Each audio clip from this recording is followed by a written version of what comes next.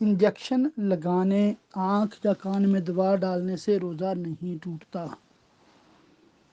Injection لگانے، آنکھ اور کان میں دوا ڈالنے سے روزہ ٹوٹتا ہے یا نہیں، اس میں ہمارے دور کے سنی، حنفی، بریلوی علماء کرام میں اختلاف پایا جاتا ہے۔ عوام کو چاہیے کہ حتی الامکان اس اختلاف سے بچیں اور روزے کی حفاظت کریں۔ فریقین کے دلائل عوام کے سامنے رکھ کر عوام سے فیصلہ کروانا کہ کون ٹھیک ہے اور کون غلط ہے، سراسر حماقت ہے۔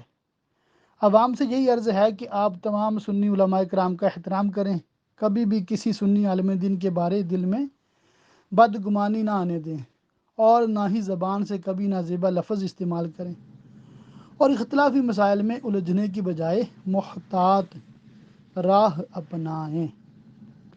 روزہ ٹوٹنے سے متعلق اختلافی مسائل کے بارے میری ذاتی رائے یہ ہے کہ روزہ کے دوران انجیکشن نہ لگوایا جائے، نہ ہی آنکھ یا کان میں دوا ڈالی جائے۔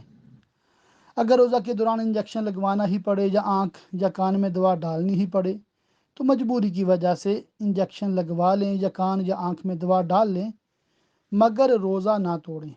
سارا دن روزہ دار کی طرح رہیں اور یہ سمجھیں کہ آپ کا روزہ نہیں ٹوٹا۔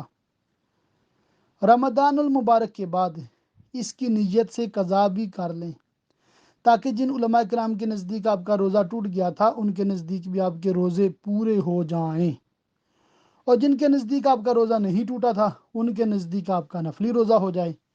اس طرح آپ کے روزے دونوں علماء کرام کے نزدیک درست ہو جائیں گے۔ واللہ تعالی اعلم بالصواب۔